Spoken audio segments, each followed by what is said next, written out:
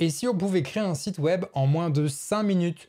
C'est la promesse de Hostinger Horizon qui est sortie aujourd'hui et qu'on va tester ensemble, bien sûr. L'idée, c'est de savoir si je vais pointer au chômage ce soir. On a déjà fait plusieurs vidéos comme ça, on a testé plusieurs fois des vidéos sur Hostinger, sur notamment le concepteur alimenté par l'intelligence artificielle et sur d'autres alternatives. Et bien aujourd'hui, c'est Hostinger Horizon qu'on va tester ensemble, une intelligence artificielle qui est censée pouvoir créer n'importe quel site web en seulement quelques clics. Et donc on va voir si c'est aussi magique que ce qu'ils disent. Par transparence, sache que cette vidéo elle est sponsorisée par Hostinger, merci à eux, mais je suis libre de dire tout ce que je veux. Comme d'habitude de toute façon dans nos collaborations. Pour le mettre à l'épreuve, on va avoir deux défis. Le premier, ça va être de voir ce que je peux faire en 5 minutes top chrono pour essayer de produire le meilleur site possible avec leur intelligence artificielle. Et dans un second défi, on va essayer de demander à Hostinger Horizon de recréer des sites hyper connus. Par exemple avec le site d'Apple. Donc c'est parti pour le premier défi. Tu peux cliquer sur le lien dans la description pour arriver sur cette page. C'est la page qui présente Hostinger Horizon et petit message important, mais tu as une garantie satisfait ou remboursé de 30 jours. Franchement, en toute honnêteté, il n'y a rien de mieux qu'essayer par toi-même pour voir ce que toi tu en penses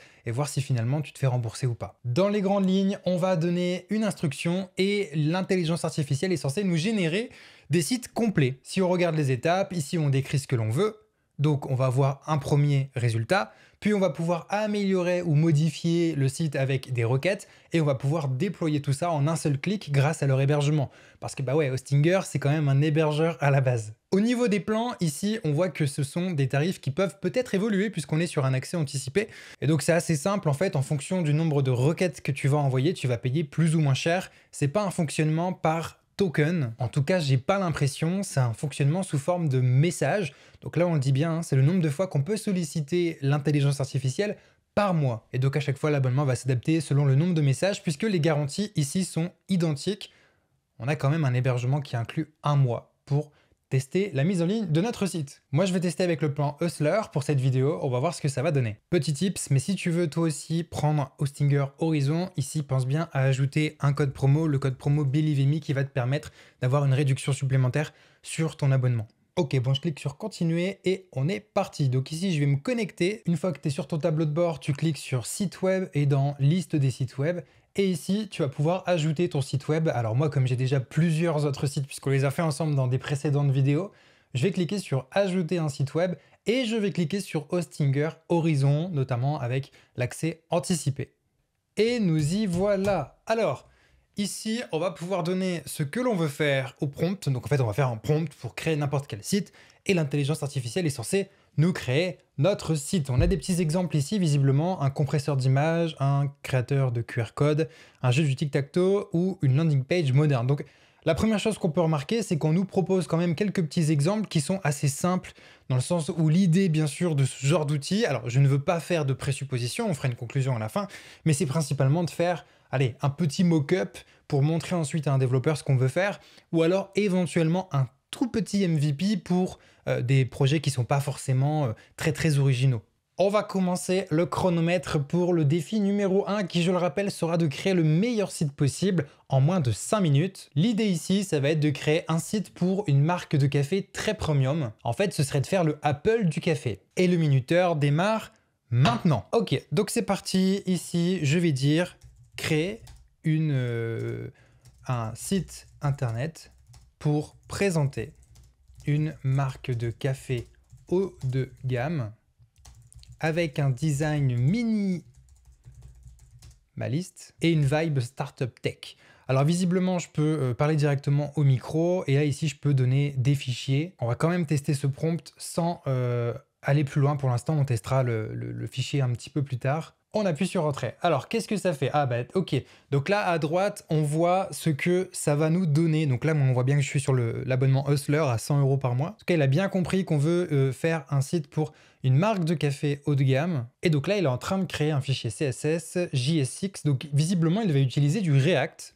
Ça, c'est plutôt une bonne chose. Donc on nous dit que le site est prêt à être utilisé, qu'on peut modifier les textes, les images. Ok, pas mal. Café Horizon. Ok, pourquoi pas. Donc, est-ce que je peux descendre? Oui, je peux descendre. Si je clique sur découvrir, ok, on a des animations, ça c'est cool. À propos, qu'est-ce qu'on a? À propos, on n'a rien. Contact, on n'a rien. Et boutique, on n'a rien. Bon, pour l'instant, ça ressemble beaucoup à ce qu'on avait eu avec des templates déjà faites et l'intelligence artificielle de Hostinger qui vient alimenter avec des images la maquette. Donc pour l'instant, ça ressemble quand même beaucoup à ce qu'on avait l'habitude d'avoir. Ici, je lui demande d'ajouter une boutique pour acheter des produits avec du café en poudre, des capsules Nespresso, et d'ajouter une section sur la page d'accueil avec les meilleures ventes. On perd pas de temps, on lui demande immédiatement. Donc là, ici, on peut pas par contre modifier le code source. Visiblement, pour le moment, tout ce que l'on peut faire, c'est demander à Hostinger Horizon ce que nous, on veut faire. Et il nous reste déjà moins de 2 minutes, je pense, donc ouais. Bon, c'est pour l'instant, pourquoi pas. Bon, je pense que ce sera déjà notre dernière requête puisque il nous reste moins d'une minute et il est toujours en train de construire le projet. Après, c'est vrai qu'on a demandé quand même une boutique en ligne là. Donc là, oui, ok, c'est notre panier. Si je clique ici, on a le panier qui s'ouvre. Bon, ça, c'est déjà cool. L'animation est pas mal. Nos meilleures ventes. Ah, c'est pas mal. Et en vrai, c'est vraiment pas mal. Espresso intense, mélange signature. Ça ressemble vraiment à ce qu'on pourrait avoir dans une marque de café haut de gamme. Bon, les prix sont pas assez élevés, mais c'est quand même pas mal. 5,90, c'est le prix moyen pour 20 capsules Nespresso, hein, de manière générale. Un décaféiné premium, de l'arabica d'Éthiopie. Ok, non, franchement, c'est cool. Si je clique... Ah, ça fait déjà 5 minutes. Si je clique sur ajouter, ça ajoute le produit au panier. Je peux faire plus, moins. Ok, ça c'est cool. Et si je vais dans boutique, ouais, la page boutique n'existe toujours pas. Je peux pas avoir d'avis sur les produits. Je peux pas en savoir plus.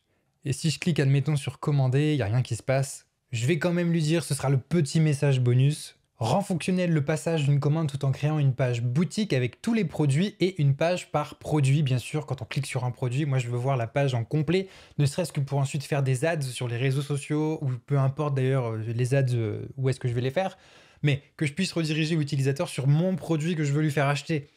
Là, actuellement, c'est pas possible de vendre quelque chose comme ça. Je sais, on est hors délai, mais bon, il fallait quand même voir jusqu'où je pouvais pousser le site internet, donc ce sera juste le petit test avant de conclure sur ce premier défi.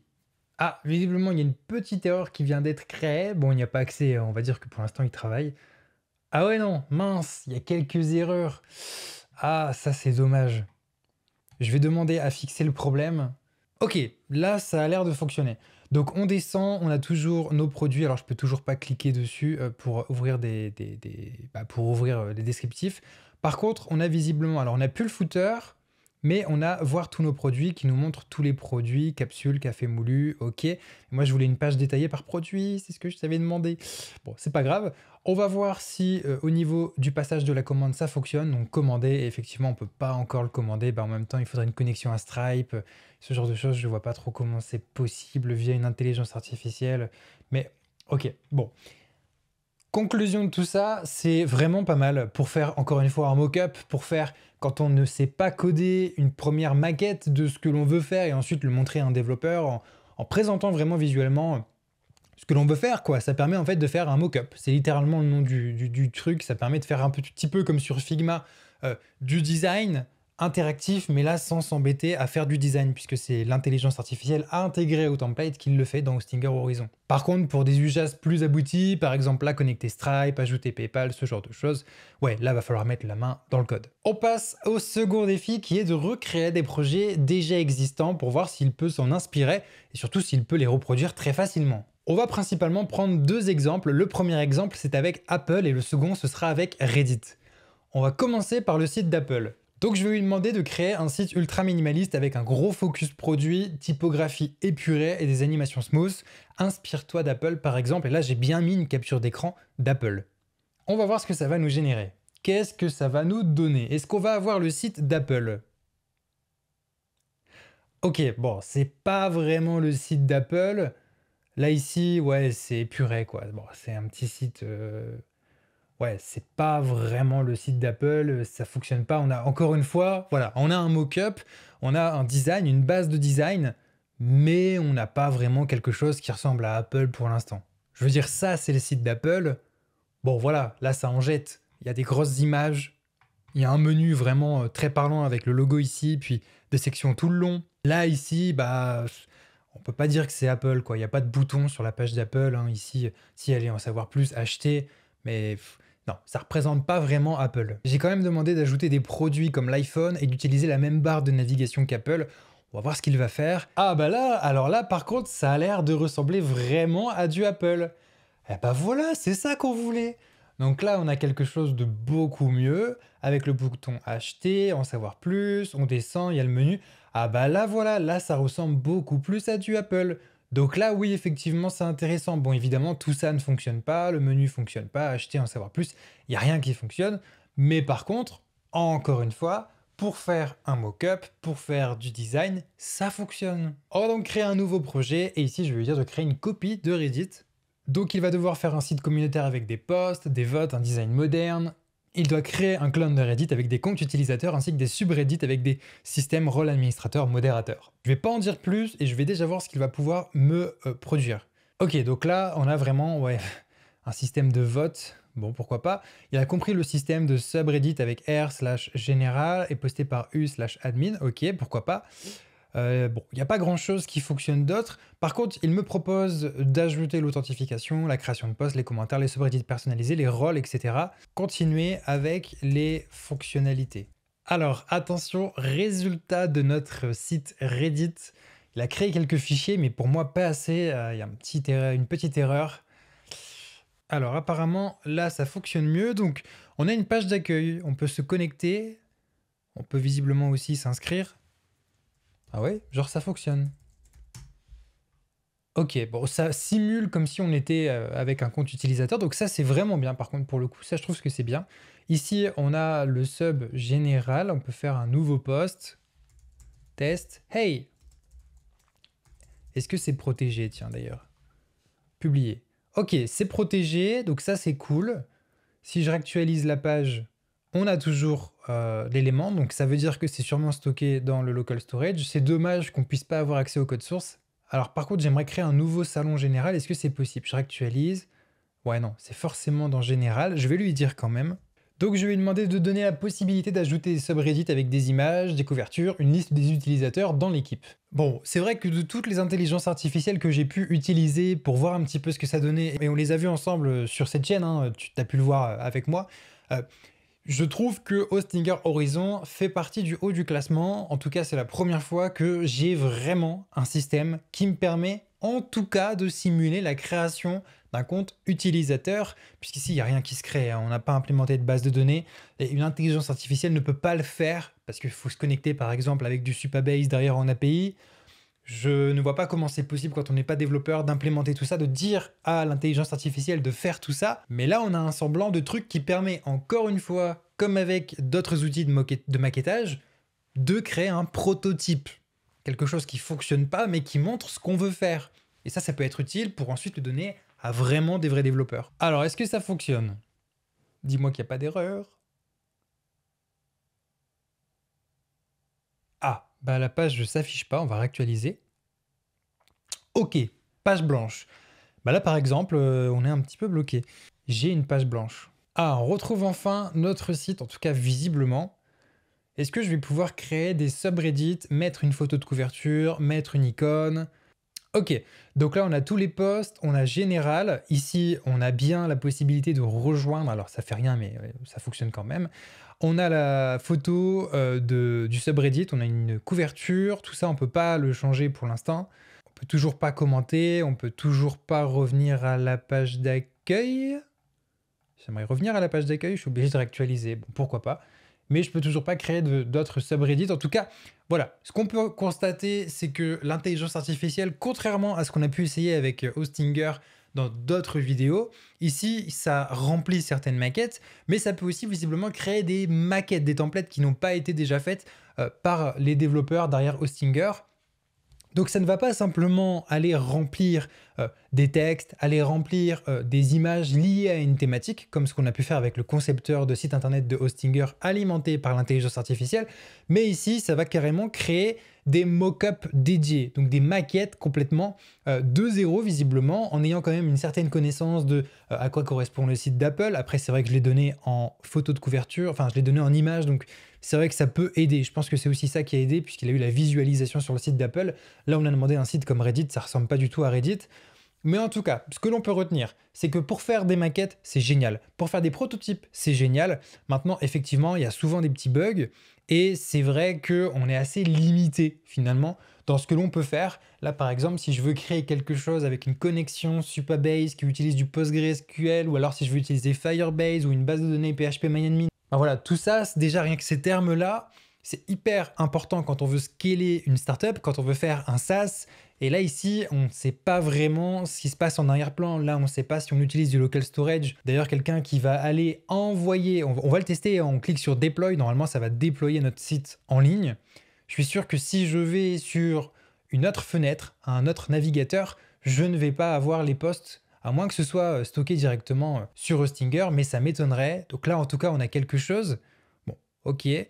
Je vais me connecter. Donc moi, j'avais créé Mileray et test, se connecter. Ouais, on voit que ça fonctionne pas, on n'a pas de message d'erreur non plus. C'est pas grave, je vais créer un compte, s'inscrire. Donc là, on est inscrit. Je vais pouvoir faire un post, test, hey, voilà. Je vais copier cette adresse et je vais aller en navigation privée. Et donc, on appuie sur Entrée. Et là, effectivement, les posts ne sont pas sauvegardés. Donc, ça confirme ce que je disais. D'ailleurs, si je vais sur Mileray test, j'appuie sur se connecter et il n'y a rien qui se passe. Donc en fait, c'est vraiment du maquettage, c'est vraiment fait pour donner une idée du site que on veut faire. Ça te permettra de faire un mini prototype, un peu comme ce qu'on peut faire sur d'autres outils comme Figma, comme ce genre d'outils, comme un wireframe vivant finalement. D'ailleurs, il y a une vidéo sur tout ça qui arrivera bientôt, sur comment vraiment commencer ton projet. Et typiquement, Hostinger Horizon, ça peut te permettre de créer, d'imaginer, d'idéaliser ton futur MVP, Minimum Viable Product, donc ton futur, ta première version de ton futur projet. Donc voilà, c'est ultra impressionnant pour du no-code. Maintenant, si on veut aller un petit peu plus loin, on va être obligé de mettre nos mains dans le code. Et là, c'est dommage, par exemple, qu'on puisse pas forcément accéder au code. Si je vais sur modifier l'application web, est-ce qu'on a accès au code? Non, on est obligé de passer par l'interface de Hostinger Horizon.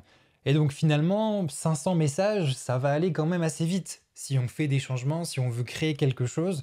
Bon bah ça par exemple, ça peut être une piste d'amélioration pour les équipes de Hostinger. Par exemple, pouvoir aller dans le fichier subreddits.js et modifier comment ça fonctionne et que Hostinger Horizon puisse comprendre les changements et ensuite adapter le code, ça peut être génial. Voilà, c'est tout pour ce petit test. N'oublie pas de t'abonner, ça m'aide vraiment énormément. J'insiste, je sais dessus, mais franchement, ça change tout pour moi. Et nous, on se retrouve dans une prochaine vidéo. Merci encore à l'équipe de Hostinger de m'avoir permis de tester cet outil en avant-première. Dis-moi dans les commentaires ce que toi tu penses de cet outil. Je réponds à tout le monde, je suis vraiment curieux. Et je te dis à bientôt dans une prochaine vidéo.